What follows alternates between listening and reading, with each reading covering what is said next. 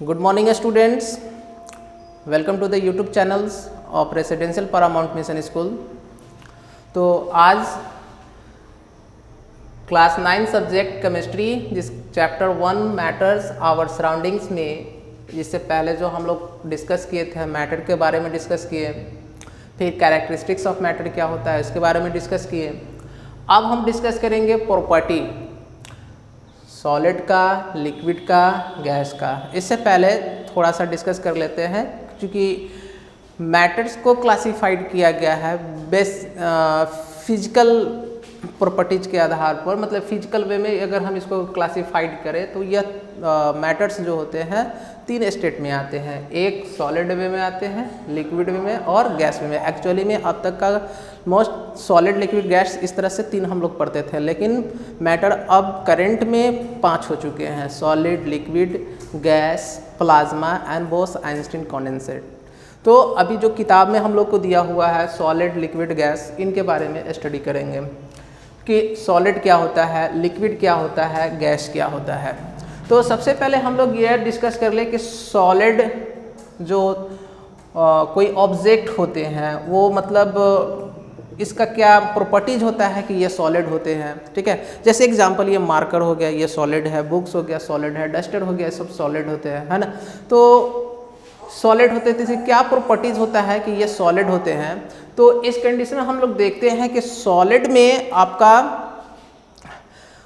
Atoms जो होते हैं, पार्टिकल्स जो होते हैं, वो पार्टिकल्स एक पार्टिकल्स दूसरे पार्टिकल्स के काफ़ी एक दूसरे के करीब होते हैं। यानी कि जितने भी पार्टिकल्स होते हैं ये सब बाउंडेड टुगेदर, एक साथ बाउंडेड होते हैं, एक साथ एक दूसरे के साथ अट्रैक्ट होते हैं, जिस कारण से कोई भी जितने भी आपका एटम एक साथ, हर एटम एक दूसरे के साथ काफ़ी अट्रैक्ट होते हैं, एक दूसरे के साथ अट्रैक्ट होते हैं, यानी कि बाउंड होते हैं एक साथ। और इस प्रकार जब हमारा पार्टिकल्स मिल करके, एक मॉलिक्यूल्स मिल करके या तैयार एक मतलब कि काफ़ी क्लोजली पैक्ड हो जाते हैं, इसका इंटरमोलिकुलर फोर्स, है ना। तो हम कह सकते हैं कि यह एक शेप जो निकलेगा एक डिफिनिट शेप, मतलब एक सॉलिड शेप में निकलता है, और जिसका पार्टिकल्स के बीच में स्पेस होता है, गैपिंग होती है।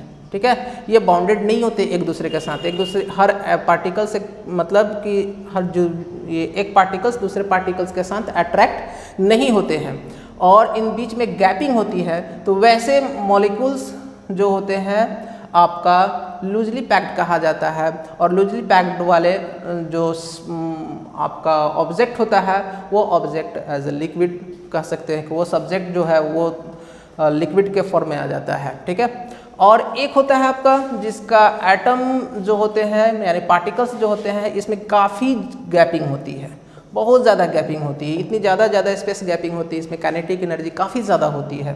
ठीक है, तो अब ये मतलब काइनेटिक एनर्जी भी ज़्यादा होती है, और इसका फोर्स, अट्रैक्शन फोर्स जो होते हैं बहुत ही मतलब कि लूज टाइप के होते हैं, क्योंकि हर इसका एटम जो होते हैं एक दूसरे को अट्रैक्ट नहीं कर पाते हैं, और यह मूव एनीवेयर, कहीं भी मूव कर सकती है। तो इस कंडीशन में इस कंडीशन में इसका जो तैयार होता है हमारा शेप, है ना, वो गैसेस फॉर्म में से तैयार होता है, और इसको हम गैस कहते हैं। तो इसमें मेरे कहने का मतलब यही हुआ कि सॉलिड, लिक्विड और गैस जो 3 कंडीशन में हमारा मैटर पाया जाता है, तो सॉलिड का जो पार्टिकल्स होते हैं वो हर पार्टिकल्स दूसरे पार्टिकल से अट्रैक्ट होते हैं, इसका बाउंड एक दूसरे से साथ, है ना, कंप्लीटली अट्रैक्शन के रूप में होता है। इसका मॉलिक्यूलर फोर्स जो होता है मजबूत, स्ट्रॉन्ग होता है, इसलिए ये सॉलिड शेप में होता है। दूसरा, कोई भी ऑब्जेक्ट जो होता है लिक्विड फॉर्म में तभी होता है जब उसका इंटरमोलिकुलर फोर्स जो होते हैं वो कमज़ोर होते हैं, वीक होते हैं, और उसका पार्टिकल्स जो होते हैं, 2 पार्टिकल्स के बीच में स्पेस होते हैं, गैपिंग होता है। ठीक है, तो एक लिक्विड फॉर्म में होता है। थर्ड होता है गैसेस फॉर्म में जो ऑब्जेक्ट होते हैं उसका इंटरमोलिकुलर फोर्स जो होते हैं बहुत ही वीक, मतलब वीक, बहुत ही ज़्यादा वीक होते हैं, और उनके बीच का जो स्पेस होता है काफ़ी ज़्यादा गैपिंग होती है, इसमें काइनेटिक एनर्जी ज़्यादा होती है, जिस कारण से यह गैसेस फॉर्म में बनते हैं। चलिए, तो ये था आपका सॉलिड लिक्विड गैस के बारे में जानना। लेकिन अब हम प्रॉपर्टीज के बारे में पढ़ते हैं कि करके कि सॉलिड का प्रॉपर्टीज क्या होता है, लिक्विड का प्रॉपर्टीज क्या होता है, गैस का प्रॉपर्टीज क्या होता है।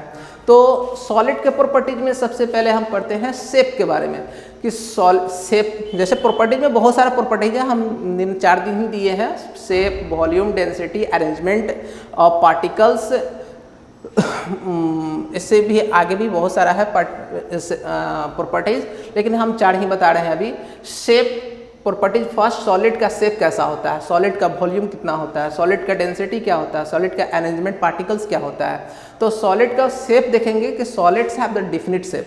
सॉलिड्स जो ऑब्जेक्ट होते हैं उसका शेप एकदम डिफिनिट होता है। रीज़न क्या होता है डिफिनिट शेप होने का, क्योंकि उसका इंटरमॉलिक्यूलर फोर्स जो होते हैं वो स्ट्रॉन्ग होते हैं, क्योंकि हर पार्टिकल्स, हर एटम जो होते हैं एक दूसरे के साथ बॉन्डेड होते हैं, एक दूसरे के साथ अट्रैक्ट किए हुए होते हैं। इसमें लिस्ट अमाउंट में ही गैपिंग होती है, नेग्लिजिबल होती है। तो हम कह सकते हैं कि उसका शेप एक सॉलिड शेप होता है, ये लिक्विड फॉर्म में कभी नहीं आ सकता है। ठीक है, अब सॉलिड का वॉल्यूम देखते हैं। तो शेप सेम है, तो शेप मतलब शेप अगर डिफिनिट है, फिक्स्ड है, तो जाहिर सी बात है कि अगर ये ये फिक्स्ड है, एकदम डिफिनिट सॉलिड ऑब्जेक्ट हो गया और ये डिफिनिट शेप है इसका। जब डिफिनिट शेप है तो इसका वॉल्यूम भी क्या होगा, डिफिनिट होगा। इसका लेंथ भी सेम होगा, इसका ब्रेथ भी सेम होगा, इसका हाइट भी सेम होगा, थिकनेस भी सेम होगा, सब कुछ सेम होगा, तो इसका वॉल्यूम भी फिक्स्ड होगा। चलिए, density means mass per unit volume. तो डेंसिटी क्या होगा, तो इसका डेंसिटी हाई होगा। ठीक है ना, इसका यानी कि पर यूनिट वॉल्यूम में इसका डेंसिटी देखा जाएगा, तो सॉलिड का डेंसिटी एब्सोल्युटली हाई होता है। अब इसमें देखते हैं उसके बाद आता है arrangement of particles. Arrangement of particles का मतलब कि जो सॉलिड हमारे एटम से मिलकर के बने हुए होते हैं वो एटम का अरेंजमेंट कैसा होता है। ठीक है, तो अरेंजमेंट ऑफ पार्टिकल्स में हम और आप देखते हैं कि इसमें एटम का अरेंजमेंट जो होता है ना, लूजली पैक्ड होता है या स्ट्रांगली पैक्ड होता है या फ्रीली होता है, यही देखा जाता है इसमें। तो इसमें देखते हैं कि एक सॉलिड का एटम जो होते हैं वो बिल्कुल स्ट्रांगली रूप से पैक्ड होते हैं, फुल्ली। हर एटम जो होते हैं दूसरे एटम के साथ अट्रैक्ट करते हैं। ठीक है ना, इसमें एक नेग्लिजिबल गैपिंग होती है और स्ट्रांगली पैक्ड होते हैं। यही होता है आपका अरेंजमेंट ऑफ पार्टिकल्स। अब आप चलते हैं लिक्विड का प्रॉपर्टीज में लेकर के। तो लिक्विड का सबसे पहला प्रॉपर्टी शेप क्या होता है लिक्विड का, तो liquid do not have definite shape. Liquid का शेप डिफिनिट नहीं होता है। क्यों नहीं होता है, क्या रीज़न है कि लिक्विड का शेप डिफिनिट नहीं होता है? क्योंकि इसके अंदर का पार्टिकल्स जो होते हैं, है ना, उनके बीच में गैपिंग होती है। इसका इंटरमॉलिक्यूलर फोर्स जो होते हैं, ठीक है ना, वो वीक होते हैं। ठीक है, जिस कारण से इसका शेप जो होते हैं वो डिफिनिट नहीं होते हैं।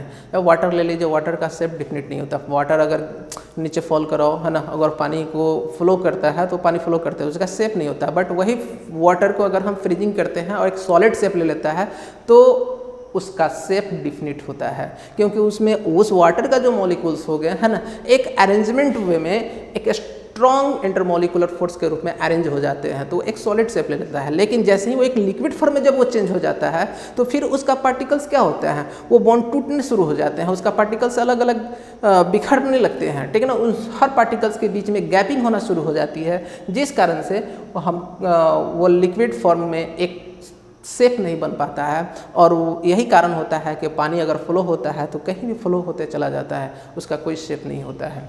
चलिए, नेक्स्ट आता है आपका वॉल्यूम। लिक्विड का वॉल्यूम सेकंड प्रॉपर्टी हो गया। तो लिक्विड का वॉल्यूम डिफिनिट वॉल्यूम होता है, क्योंकि ये डिपेंड्स करता है आपके सॉलिड के ऊपर। थर्ड आता है, यानी कि सॉलिड का जो वॉल्यूम होता है, सपोज एक ग्लास ले लीजिए। ग्लास एक सॉलिड शेप में होता है। जब सॉलिड शेप में ग्लास होता है तो उसका वॉल्यूम भी आपका सॉलिड डिफिनिट होता है। जब वॉल्यूम डिफिनिट होता है उसमें अगर हम वाटर को पोर करते हैं तो वाटर का यानी ग्लास का जो वॉल्यूम हो गया वही वाटर का वॉल्यूम हो गया। इट मीन्स डैट कि वॉल्यूम जो आपका सॉलिड का होता है डिफिनिट होता है। In the same way volume भी लिक्विड का डिफिनिट होता है। अब आता है सेकेंड आता है डेंसिटी। डेंसिटी जिस प्रकार से हम बताए थे कि सॉलिड का डेंसिटी हाई होता है, बट लिक्विड का डेंसिटी जो होता है वो सॉलिड के मामले में लेस होता है, कम होता है।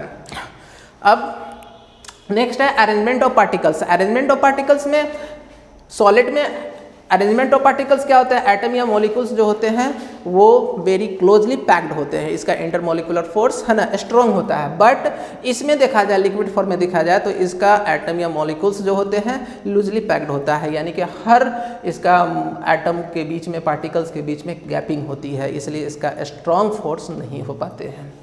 यही है आपका अरेंजमेंट ऑफ पार्टिकल्स। अब चलते हैं प्रॉपर्टीज ऑफ गैस को लेकर के। प्रॉपर्टीज ऑफ गैस में फिर हम देखते हैं फर्स्ट प्रॉपर्टी शेप, यानी कि गैस का पहला शेप कैसा होता है। तो gas do not have the definite shape. जाहिर सी बात है, क्यों नहीं था, what's the reason behind it. The reason is that कि इसका एटम जो होता है, इसका पार्टिकल्स जो होते हैं, इन दोनों पार्टिकल्स के बीच में है ना इतनी ज़्यादा काफ़ी मात्रा में गैपिंग होती है, जो यह इसका काइनेटिक एनर्जी काफ़ी ज़्यादा होती है और यह फ्रीली मूव कर सकती है किसी भी जगह, है ना।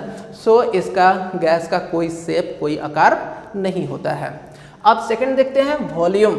तो जिस प्रकार से सॉलिड का वॉल्यूम फिक्स्ड होता है, डिफिनिट होती है, लिक्विड का वॉल्यूम डिफिनिट होती है, बट इसका वॉल्यूम डिफिनिट नहीं होती है। अब थर्ड आता है डेंसिटी। सॉलिड का डेंसिटी है हाई होता है, लिक्विड का डेंसिटी सॉलिड के डेंसिटी से क्या होता है, कम होता है। बट गैस का डेंसिटी जो होता है वो सॉलिड और लिक्विड के डेंसिटी से भी कम होता है। अब arrangement of particles. Arrangement of particles क्या होता है, अरेंजमेंट ऑफ पार्टिकल्स बताए थे कि इसमें इसका एटम्स जो होते हैं या मॉलिक्यूल्स जो होते हैं एक फ्रीली होते हैं, वो मूव कर सकते हैं एट एनी डायरेक्शन, किसी भी डायरेक्शन में मूव कर सकते हैं। रीजन इज दैट कि इन दोनों के बीच में गैपिंग काफ़ी ज़्यादा होती है, इसमें इंटरमॉलिक्यूलर फोर्स ना के बराबर होता है, वेरी लूज होता है। That's why atom and molecules जो होते हैं फ्री होते हैं और किसी भी डायरेक्शन में मूव कर सकते हैं। तो ये सब आपका मैटर्स का क्या था, प्रॉपर्टीज था, सॉलिड का भी, लिक्विड का भी, गैस का भी। तो अब इसके बाद हम चलते हैं नेक्स्ट टॉपिक में, जो अगले वीडियो में हम पढ़ाएंगे। Thank you.